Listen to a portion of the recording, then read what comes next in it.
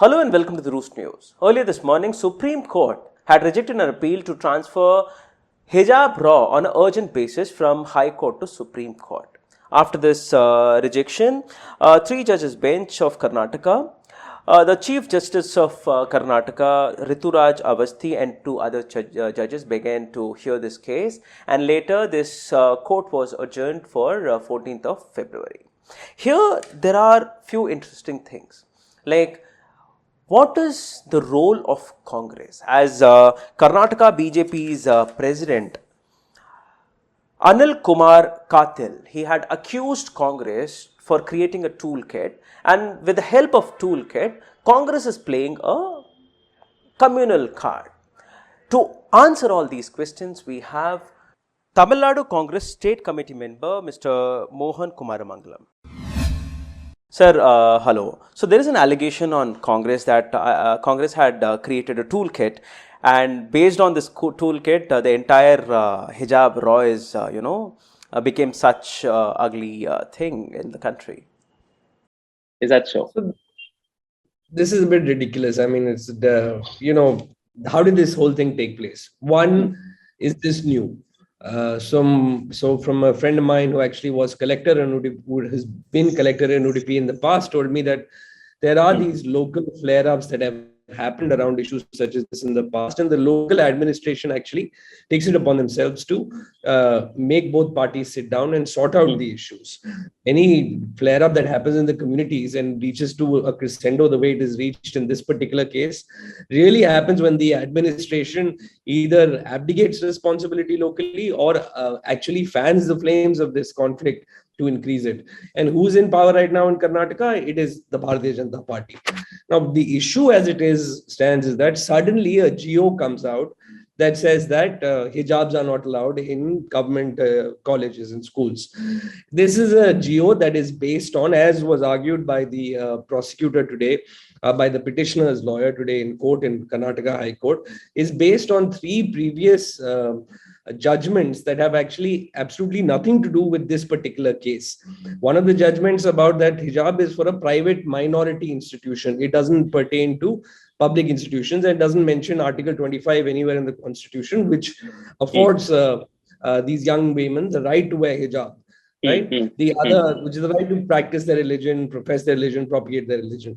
The second case there is actually about girls in a girls' institution, where the hijab is not applicable actually, because for the purposes of the hijab does not have value there in that sense. And the third case actually was about the uniform as it pertains to teachers. Again, it had nothing to do with this particular case. None of the three cases actually pertain to Article 25, which is what is being argued here. Now, unfortunately, the Karnataka High Court decided to violate a fundamental right and go ahead and say that there should be no religious symbols in schools until they come out and pass an order, and the hearing is continuing on Monday. Yes. So this is unprecedented that they decided that they can put in abeyance a fundamental right granted under Article 25 of the Constitution. If they basically surrender to the mob that has been artificially created in Udupi and other places in Karnataka, where members of Hindutva right-wing brigade have actually distributed saffron scarves and distributed saffron turbans to the right wing to actually get them to artificially fabricate a confrontation where none existed. These girls are wearing hijabs because it is their choice, it is their religion. The young men and women who are actually wearing saffron scarves and saffron turbans are doing it only to create a confrontation at the behest of these right-wing groups. And the echo of this goes beyond Karnataka. It is being done specifically for the Uttar Pradesh elections that are happening right now, which is why this issue has boiled up into a national issue so fast. Sir, there is another allegation which Karnataka's President Nalin Kumar had raised, that Congress's state president, Karnataka state president, DK Shivakumar is behind all these things, and he is trying to create a wrong impression in the world stage. And actually, Mr. DK Shivakumar has been extremely mature in this particular case.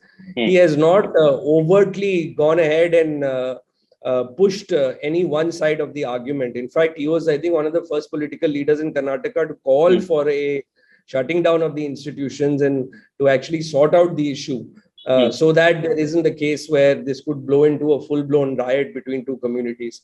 So he has actually been, in my mind, one of the most mature politicians in Karnataka as it pertains to this incident. So there is the Maharashtra government. It is like NCP, Congress, and Shiv Sena, where Congress Deputy Chief Minister Ajit Pawar clearly says, we should avoid instance which can divide the public more.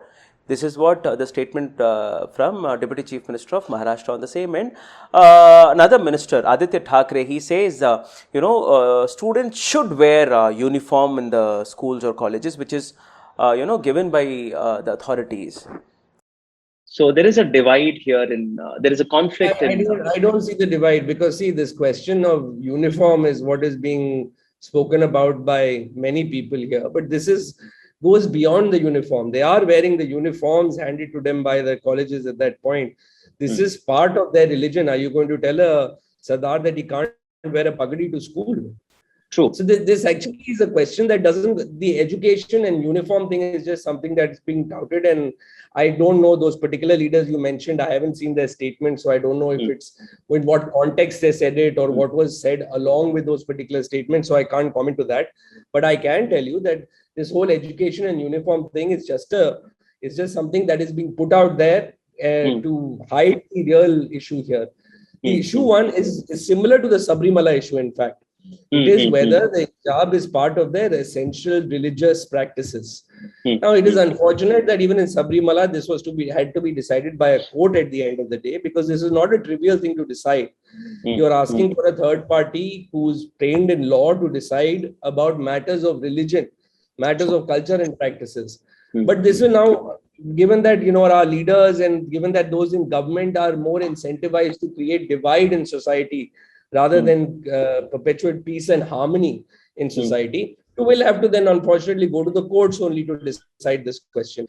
But at the heart of it, this is the question whether the hijab is an essential religious practice that comes under Article 25, that therefore those girls cannot be denied their right to wear the hijab when they go to school.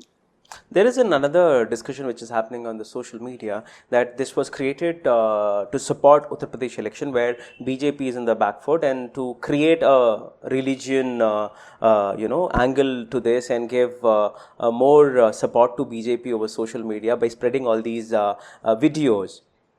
Uttar Pradesh election.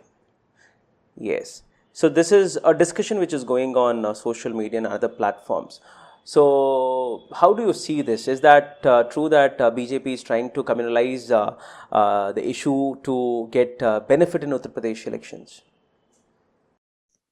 I mean, they've already started that earlier itself. I think many of the statements that Yogi Adityanath made with the 80-20 that he said, 80% is an 80% versus 20% election. The 20% won't vote anyway. He's referring to the Muslim population in Uttar Pradesh.